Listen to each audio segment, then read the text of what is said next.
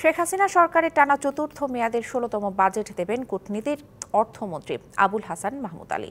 দুপুরে জাতীয় সংসদে ৭,৯৭,০০০ কোটি টাকার বাজেট দিতে যাচ্ছেন তিনি। ৮১ বছর বয়সী আবুল হাসান মাহমুদ আলীর জন্ম ১৯৪৩ সালের ৬ই ফেব্রুয়ারি, দুর্ভিক্ষের বছর।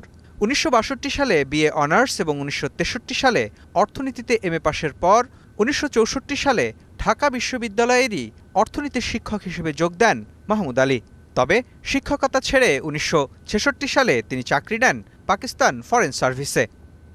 পরে ৭১-এ মুক্তিযুদ্ধে অংশ নেন কূটনীতিক মাহমুদ আলী। স্বাধীনতার পর বাংলাদেশ সরকারের অধীনে চাকরি করেন পররাষ্ট্র মন্ত্রণালয়ের বিভিন্ন দায়িত্বে। ২০০১ সালে কূটনীতিকের চাকরি থেকে অবসরের পর রাজনীতিতে আসেন মাহমুদ আলী। ২০০৯ সালে দিনাজপুর ৪ আসন থেকে প্রথমবার সংসদ সদস্য নির্বাচিত হন তিনি। ওয়ালটন ফ্রিজ কিনে অনেকের মতো আপনিও হয়ে যেতে পারেন মিলেনিয়াল, সেরা পণ্যের সেরা অফার। পরে ২০১২ সালের সেপ্টেম্বরে প্রথম মন্ত্রী হন। দায়িত্ব পান দুর্যোগ ব্যবস্থাপনা ও ত্রাণ মন্ত্রীর। আওয়ামী লীগ সরকারের সে মেয়াদের শেষ দিকে পররাষ্ট্রমন্ত্রীর দায়িত্ব পালন করেন তিনি। দ্বিতীয় মেয়াদে আওয়ামী লীগ ক্ষমতায় এলে ২০১৪ সালে আবারও পররাষ্ট্রের দায়িত্ব দেয়া হয় তাকে।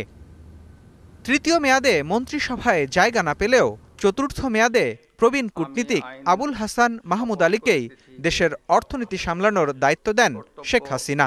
দুর্ভিক্ষের সময় জন্ম নেয়া মাহমুদ আলীর হাতেই তৈরি হল অর্থনীতির ক্রান্তিকালের বাজেট। মুস্তফা মাহবুব, ডিবিসি নিউজ, ঢাকা।